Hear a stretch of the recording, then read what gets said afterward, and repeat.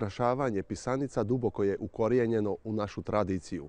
One su simbol novog života i Isusovog uskrsnuća. Izrada pisanica na tradicionalan način se i dan danas njeguje i čuva i u našim hrvatskim naseljima. U narednim minutama vodimo vas u osnovnu školu Nikola Zrinski u Kerestur, gdje je pod stručnim vodstvom keresturskih nastavnica održana kreativna radionica izrade pomurskih pisanica sa studenticama iz Zagreba.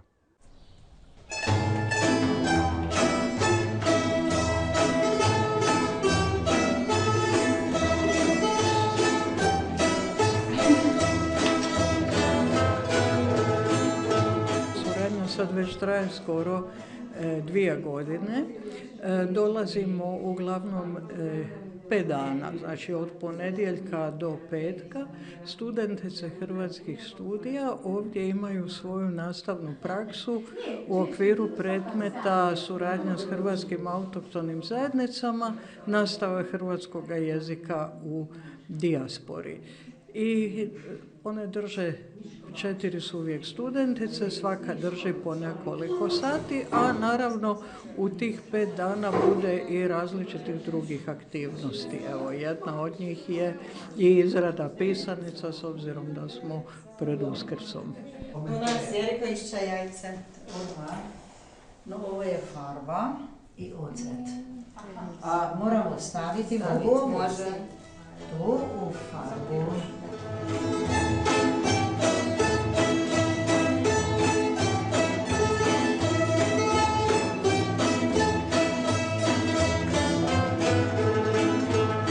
U mnogim zapravo krajevima u Hrvatskoj je običaj upravo ovo da se jaja najprije voskom nešto izradi i da se onda bojaju bilo umjetnim bojima ili da se kuhaju u ljusci luka. I meni je zapravo zanimljivo uspoređivanje i tih raznih ornamenata. Evo i ovdje smo nekoliko izreka koje su uobičajene da se pišu na jajima u dubrovačkom kraju, pa smo ih evo sad i ovdje upisali, pa smo malo povezali odnosno pomorsku i dubrovačku tradiciju. To je isto tako zgodno.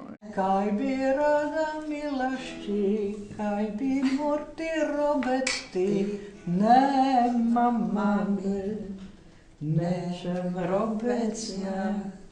Nema mane, nećem robecija. Blizu nam je vuzem, kako mi kažemo u Pomurju, i pripremimo se za vuzem. Mi žene imamo posebni zadatak. Kako vidite, tu su nam jaje koje trebamo da napišemo dok dođe ovaj veliki svetak. Mi se jako štimamo sa ovim običajima, kako kažemo, ponosni smo, jer imamo posebni motiv šta pišemo na jaje. Ovi motivi se nekako vezaju sa prirodom. Kako ste vidjeli, imamo na jajima što se može vidjeti u šumi, što je na livadi, što je u vrtu. Dakle, sve ono šta je glavno kada je blizu proljeće. Imamo posebne ružice, imamo muceke, kako mi kažemo, i nekako se veže kako se radi na vrtu.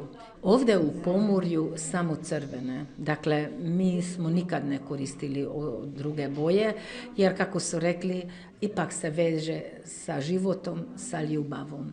I zato samo crvene. Jel pišeš ovo jaje palo s neba? Ne pišem još ništa, ali bit će, vidite kako lijepo ovo ispisano. Ovo je da baš lijepo. Ovo jaje koga i jo sretan bio. Da vidim. Na vuzmi pondelek ovi dečki idu k curam i onda trebaju da dobiju jaje, ali nešto trebaju da radiju da dobiju jaje, trebaju da nekakvu pjesmu pjevaju ili recitiraju i tako se počne i ljubav. A drugo što je, prijateljice su se matkele, to znači da su si dale jedna drugi pisanice i to znači da su se vezale jedna za drugom do kraja života. To je bilo, i zato su rekle sestra Mara, sestra Jana. to je značilo da je to velika i tvrda veza. Što su dečki radili s pisanicama? Menši dečki, oni su hitali i puknulo se i pojeli su. A stareši koji su već nekakvu ljubav imali preko cure, oni su jaje si stavili, mislim, kući, da njima bolje bilo duši da je tamo kod njih. Ona pisanica koju je napravila ona cura koja im se sviđala. Liste kad ti pišem, šej lijepo te pozdravljam. Kaj si neš mislila, šej da te ostavljam. Liste kad ti pišem, lijepo te pozdravljam. Kaj si neš mislila, šej da te ostavljam. Ovdje u Keresturu i u ostalim selima svugde organiziramo na veliki tjedan. Dakle, to se piše na veliki tjedan, u četvrtku, u petku, tko kako ima vremena na to.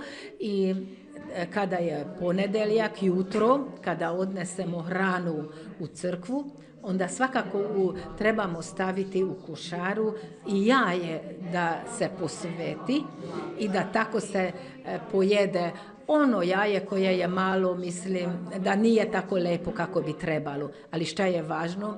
Da posveteno jaje, posveteno šunku, kruh i hren.